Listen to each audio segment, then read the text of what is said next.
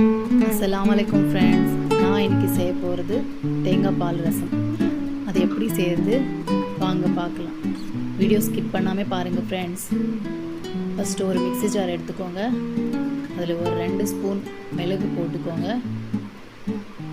ஒரு 2 ஸ்பூன் சீரகம் போட்டுக்கோங்க. இங்கே நார்மல் சீரகம் எடுத்துக்கலாம், ஷா சீரகம் எடுத்துக்கலாம். ஒரு பச்சை மிளகாய் போட்டுக்கோங்க. ஒரு கைப்பிடி அளவுக்கு கருவேப்பிலை போட்டு நைஸாக அரைச்சிக்கோங்க.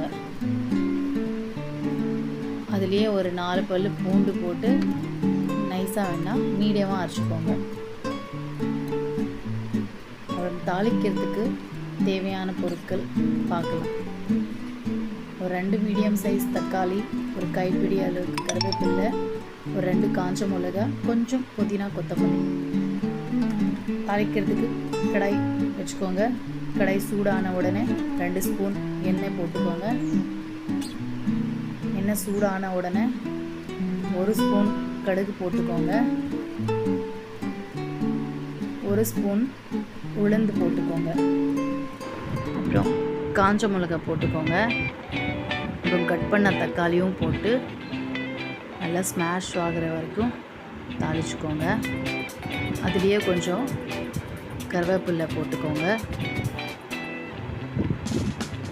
நல்லா ஸ்மாஷ் ஆகிற வரைக்கும் தாளிச்சுக்கோங்க. ஒரு லெமன் சைஸில் புளி ஊற வச்சுக்கோங்க. ஸ்டார்டிங்லேயே மறந்துட்டேன், சாரி ஃப்ரெண்ட்ஸ். ஒரு 1/4 ஸ்பூன் மஞ்சள்தூள் போட்டு நல்லா சார்ட் அவுட் பண்ணுங்கள். நம்ம அரைச்சி வச்ச மசாலாவும் போட்டு நல்லா சார்ட் அவுட் பண்ணிவிட்டு மசாலா நல்லா மிக்ஸ் பண்ணிக்கோங்க. அதுலேயே கொஞ்சம் பெருங்காயம் போட்டுக்கோங்க. பெருங்காயம் போட்ட உடனே சார்ட் அவுட் பண்ணிக்கோங்க. அப்புறம் நம்ம ஊற வச்ச புளி தண்ணியும் போட்டுக்கோங்க. அப்புறம் இந்த தேங்காய் பால் ரசம் உடம்புக்கு, வயிற்றுப்புண்ணுக்கு ரொம்ப நல்லது. என் வீட்டில் சின்ன பசங்கலேருந்து பெரியவங்க வரைக்கும் நல்லா விரும்பி சாப்பிடுவாங்க. நீங்கள் ட்ரை பண்ணி பாருங்கள், நல்லாயிருக்கும். வயிற்றுப்புண்ணுக்கு ரொம்ப நல்லது. அதுலேயே கொஞ்சம் கொத்தமல்லி புதினாவும் போட்டுக்கோங்க. இது நல்லா பாயில் ஆகணும். நல்லா பாயில் ஆயிடுச்சுன்னா அதுக்குள்ளே தேங்காய் பால் போடணும். ஒரு தேங்காய் எடுத்திருக்கேன்னா